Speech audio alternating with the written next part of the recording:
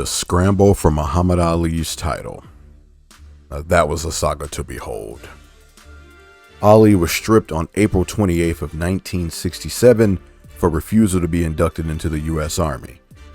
He was convicted of draft evasion, fined $10,000, and sentenced to 5 years in prison on June 20th of 1967. He was banned from boxing for the next 3 years, and his title was splintered. The WBC and RING magazine continued to recognize Ali as champion until he formally retired on February 3rd of 1970. The WBA, however, immediately sought a new champion and organized an 8-man tournament. They invited former champions Floyd Patterson and Ernie Terrell alongside Oscar Bonavena, Thad Spencer, Carl Mildenberger, Jimmy Ellis, Jerry Quarry, and the #1 contender, Joe Frazier. Frazier rejected entry, preferring to capture the New York State Athletic Commission's title on his road to becoming heavyweight champion. He also did not agree with the stripping of Muhammad Ali's championship. Frazier was replaced by Leotis Martin. That left the tournament in an odd place, as the star power Ali or Frazier could have offered was non-existent. It went on anyway. The tournament began on August 5th of 1967 in Houston, Texas, with Jimmy Ellis stopping Leotis Martin in 9 rounds. If you're wondering how this would have gone had Frazier participated, the answer came in 1970 when the two did eventually meet. More on that later. On the undercard of that same night, 24-year-old Thad Spencer decisioned Ernie Terrell after also knocking him down in the second round. This match was 6 months after Ali whipped his name into Terrell's vocabulary. And before you ask, yes, Muhammad Ali was present. Carl Mildenberger and Oscar Bonavena met on September 16th of 1967 in Frankfurt, Germany. Ringo dropped Mildenberger 4 times in the 1st, 4th, 7th, and 10th rounds, respectively, on the way to a unanimous decision. Floyd Patterson and Jerry Quarry met on October 28th of 1967 in Los Angeles, California. It was a rematch 4 months after they drew with one another.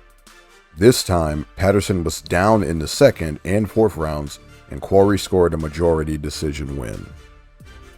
December 2nd of 1967 would see Ellis outpoint Bonavena.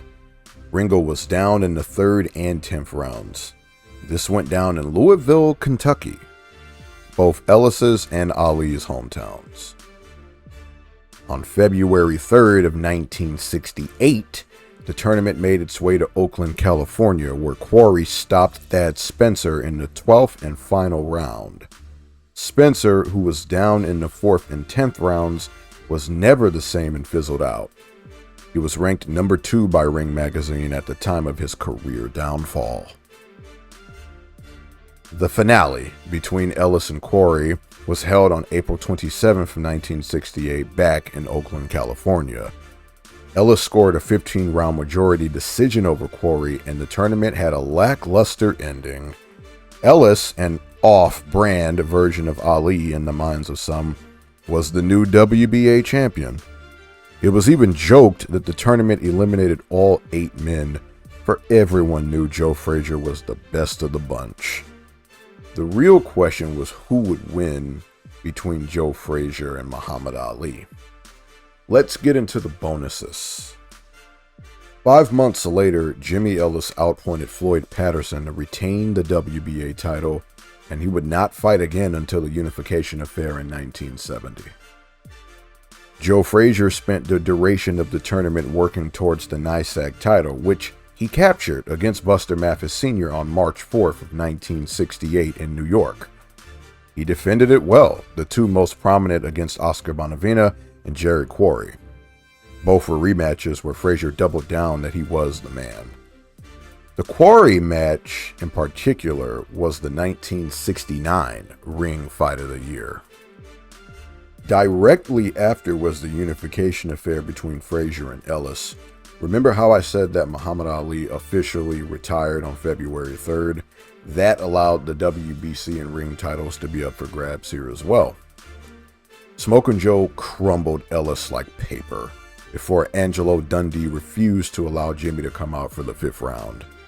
With this, Frazier secured a true claim to the heavyweight crown, and there were two legit heavyweight champs. Of course, many still considered Muhammad Ali the champ, and Frazier said himself that he'd retire until the fellow with the belt returned. He got his wish. 14 months later, and arguably the greatest and most significant fight of all time. That match, technically, is the end of the scramble for Ali's title. If you'd like to know how it unfolded, click or tap the card in the top right corner of the screen for a timeline of the 1970s heavyweight boxing division, the golden age of heavyweight boxing. Wow, why can't boxing be like this now? The tournament was straight and to the point. To think that it was a disappointment at the time really drives home how far the sport has fallen today. Past fans could afford to be upset with a unification tournament. You'd be hard-pressed to get answers in today's heavyweight division regarding unification. Here's hoping Fury and Usyk actually goes through, and we see the first undisputed heavyweight champ since Lennox Lewis.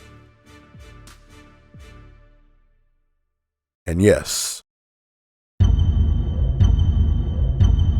a timeline of the 1960s heavyweight boxing division is coming. I hope you enjoyed this teaser.